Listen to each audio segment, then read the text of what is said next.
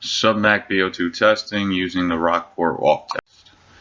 Why I chose to use the Rockport test is because it's easy to conduct. There's no machines needed. The only thing really needed is a stopwatch and a scale.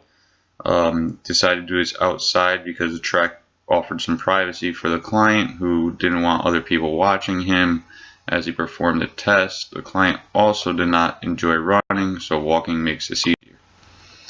Before the test, the client had already filled out all the intake information, including the Part Q questionnaire. We talked about the goals, objectives, what the client's comfortable doing and not doing. I told the client to, make sure he wears some running shoes and proper clothing. The temperature was a little bit cold outside, so I advised to wear some exercise pants to keep a little bit of warmth there. Client was instructed to drink plenty of fluids the day before and up to the testing. The client does not smoke, so I didn't have to worry about that. I did advise him that no caffeine or alcohol 3 hours before the test. Caffeine was probably the more important thing here since we did this in the morning. Client was instructed for 8 hours of sleep the night before the test, and then I explained what would happen with the test to the client. During the test, or as the test was being performed, I brought a weighing scale. So I took the client's weight before we started the testing, the Rockport walk test. Had the client warm up for 10 minutes before starting the test, just to get the blood flowing, the muscles ready, and everything.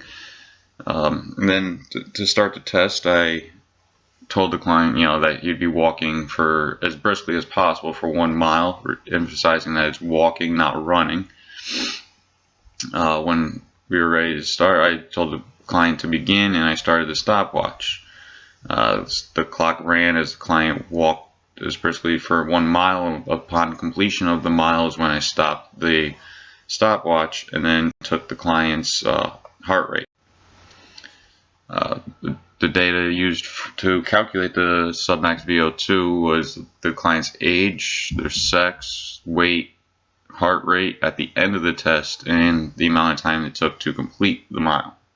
As you can see, there's the information here.